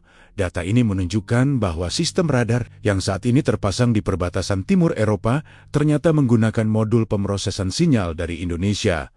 Mengapa? Karena modul buatan kita di Eropa memerlukan waktu 5 detik untuk melakukan triangulasi target hipersonik. Dalam 5 detik itu, rudal lawan sudah berada di atas kepala kita. Sistem Indonesia melakukannya secara instan di level perangkat keras, bukan perangkat lunak. Elsa tertawa sinis, menoleh ke arah rekan-rekannya. Ini pasti hasil lobi tingkat tinggi dari Jakarta. Anda mungkin telah dibayar untuk menyebarkan narasi ini agar kita meningkatkan anggaran pembelian komponen dari mereka. Ketegangan mencapai puncaknya. Jin dan beberapa analis lain mulai berbisik-bisik, mencoba menjatuhkan kredibilitas data Elena. Namun tiba-tiba seorang pria berseragam militer lengkap dengan lencana Polandia berdiri di sudut ruangan. Ia adalah Kolonel Karel, seorang praktisi lapangan yang memimpin unit pertahanan udara di perbatasan Polandia-Rusia. Cukup, Elsa. Suara Karel menggelegar, membungkam keriuhan di ruangan itu. Nona Vance benar, unit saya secara rahasia telah melakukan uji coba terhadap modul MPT Indonesia bulan lalu. Hasilnya, radar lama kita yang tadinya sering mengalami ghost target mendadak menjadi sangat jernih. Sistem itu mampu membedakan antara burung dan drone siluman dalam hitungan milidetik. Kami tidak melaporkannya secara terbuka karena kami malu mengakui bahwa teknologi dari Jawa jauh lebih unggul daripada sistem terintegrasi yang kita bangun selama 10 tahun dengan biaya miliaran euro. Ruang rapat mendadak senyap. Pengakuan dari seorang kolonel aktif adalah pukulan telak yang tidak bisa dibantah oleh retorika politik. Elena menatap Elsa yang kini tampak pucat, kehilangan kata-kata. Masalahnya bukan pada lobi atau propaganda, lanjut Elena dengan tegas. Masalahnya adalah kita terlalu sombong untuk mengakui bahwa pusat gravitasi teknologi dunia telah bergeser. Indonesia tidak lagi meminta tempat di meja perundingan. Mereka adalah pemilik meja itu. Jika kita terus menyangkal kenyataan ini, maka skenario London menjadi gurun pasir yang saya katakan sebagai lelucon akan menjadi kenyataan pahit bagi seluruh Eropa. Pertemuan di Brussels itu berakhir tanpa tepuk tangan. Hanya keheningan yang berat diiringi dengan kesadaran baru yang menakutkan. Para petinggi Eropa itu akhirnya menyadari bahwa mereka tidak punya pilihan selain memperkuat kerjasama strategis dengan Indonesia, bukan sebagai pemberi bantuan, melainkan sebagai pihak yang memohon agar pasokan chip iblis tetap mengalir ke benua mereka. Elena Vance keluar dari ruangan itu dengan kepala tegak. Ia telah berhasil memaksakan kebenaran ke dalam jantung kekuasaan Eropa, dan kini, setelah konfrontasi yang menggetarkan di Brussels, peta kekuatan global tidak lagi sama. Berita mengenai pengakuan Kolonel Karel menyebar seperti api digital ke seluruh markas besar militer di dunia. Tidak ada lagi ruang untuk penyangkalan. Para pemimpin negara-negara maju yang sebelumnya memandang sebelah mata, kini berbondong-bondong mengirimkan utusan diplomatik tertinggi mereka ke Jakarta. Di London, wajah Elena Vance menghiasi sampul berbagai majalah ekonomi dan teknologi sebagai jurnalis yang berhasil menyingkap tabir kekuatan adidaya baru. Elena kembali ke Jakarta atas undangan khusus dari pemerintah Indonesia untuk meliput penandatanganan Global Tech Sovereignty Accord. Kali ini, ia tidak datang dengan keraguan atau rasa benci. Ia datang sebagai saksi sejarah atas pergeseran poros kekuasaan dunia. Di sepanjang jalan dari bandara menuju pusat kota, ia melihat pemandangan yang sangat kontras dibandingkan kunjungannya beberapa minggu lalu. Bendera dari berbagai negara anggota NATO dan Uni Eropa berkibar berdampingan dengan bendera merah putih di depan gudang-gudang pemerintahan. Dunia akhirnya berhenti berlari dan mulai mendengarkan, ucap Maya saat mereka berjalan memasuki gedung Pusat Kedaulatan Digital di Jakarta Pusat. Di dalam gedung ini, para ahli teknologi dari berbagai belahan dunia berkumpul bukan untuk memberi instruksi, melainkan untuk mempelajari standar protokol yang telah ditetapkan oleh para insinyur Indonesia. Di podium utama, Elsa tampak hadir sebagai perwakilan dari Komite Pertahanan Eropa. Wajahnya tidak lagi menunjukkan kesombongan, melainkan kecemasan yang tertahan. Ia terpaksa menandatangani dokumen kerjasama yang menyatakan bahwa seluruh sistem enkripsi infrastruktur kritis Eropa akan bermigrasi ke standar MPT Modular Architecture. Ini adalah kekalahan telak bagi industri pertahanan konvensional Barat, namun merupakan satu-satunya cara agar sistem mereka tetap relevan dan aman di era perang data. Elena mengarahkan kameranya ke arah Bayu yang berdiri di samping jajaran menteri. Bayu memberikan penjelasan teknis mengenai integrasi Mata 2 hybrid system ke dalam jaringan satelit global. Kami tidak sedang memonopoli keamanan. Suara Bayu menggema di seluruh aula. Kami sedang menetapkan standar baru di mana kedaulatan digital tidak bisa lagi dibeli atau diintervensi oleh pihak manapun. Dengan teknologi MPT, setiap negara akan memiliki kontrol penuh atas datanya sendiri, namun tetap terhubung dalam jaringan perlindungan kolektif yang kami kelola. Di kursi pengamat, Elena melihat perwakilan dari Amerika Serikat dan Tiongkok mengangguk setuju. Mereka menyadari bahwa mencoba menantang dominasi teknologi Indonesia saat ini hanya akan berujung pada isolasi digital. Indonesia telah berhasil menciptakan ketergantungan yang sehat, di mana kerjasama jauh lebih menguntungkan daripada konfrontasi. Poros dunia yang selama ini berada di antara Washington dan Beijing kini secara resmi telah bergeser ke Jakarta. Inilah poros baru itu, tulis Elena dalam catatan siarannya. Sebuah dunia di mana kekuatan tidak lagi diukur dari jumlah hulu ledak nuklir, melainkan dari berapa banyak nano-semikonduktor yang bisa diproduksi dan seberapa cepat algoritma AI mampu mengambil keputusan untuk menyelamatkan nyawa. Namun, di tengah hiruk-pikuk kesuksesan diplomatik itu, Elsa masih mencoba memberikan serangan terakhir melalui pernyataan di media sosialnya, menyebut bahwa dunia sedang menyerahkan kuncinya kepada kediktatoran teknologi. Elena segera menanggapi narasi tersebut dengan merilis data tambahan mengenai transparansi sistem MPT, Open Source Ledger, yang memungkinkan setiap negara memverifikasi keamanan data mereka sendiri. Jawaban teknis Elena membuat kritik Elsa terdengar seperti ocehan orang yang tertinggal zaman. Malam itu, Jakarta bersinar lebih terang dari biasanya. Elena berdiri di balkon hotelnya, menatap kerlap-kerlip lampu kota yang kini dikelola sepenuhnya oleh sistem energi pintar bertenaga MPT. Ia menyadari bahwa ia baru saja menyaksikan lahirnya sebuah tatanan dunia baru. Indonesia bukan lagi sekadar negara peringkat ketiga. Indonesia adalah pusat saraf dari peradaban modern yang menuntut penghormatan melalui karya nyata, bukan sekadar retorika politik. Perjalanan investigasi Elena hampir berakhir. Namun bagi dunia, babak baru saja dimulai. 2 hari setelah percakapan di Bogor, aku kembali ke London. Atmosfer di gedung BBC terasa berbeda saat aku melangkah masuk. Tidak ada lagi tatapan meremehkan dari rekan-rekan jurnalis. Sebaliknya, ada rasa hormat yang sunyi. Martha menyambutku di pintu studio, memberikan anggukan kecil yang menandakan bahwa siaran penutup ini akan menjadi momen paling krusial. Aku duduk di kursi yang sama, di tempat aku dulu menertawakan peringkat ketiga teknologi Indonesia. Kamera utama mulai berputar, dan lampu merah di atasnya menyala tajam. Aku tidak memerlukan naskah yang rumit malam ini. Kebenaran telah tertanam kuat di dalam kepalaku. 3 bulan yang lalu, di kursi ini, saya menganggap peringkat ketiga teknologi Indonesia adalah sebuah rekayasa statistik yang konyol. Aku memulai siaran dengan suara yang stabil, namun penuh penekanan. Saya menyebut London ini akan menjadi gurun pasir sebagai bentuk ejekan. Namun, setelah menyaksikan sendiri apa yang terjadi di Bogor dan Jakarta, saya harus menyatakan di depan Anda semua, saya salah. Layar di belakangku memutar montage perjalanan investigasiku. Penonton diperlihatkan efisiensi SmartGate di bandara, kecepatan mata dewa dalam simulasi pertahanan, dan kesaksian emosional Pak Haryo.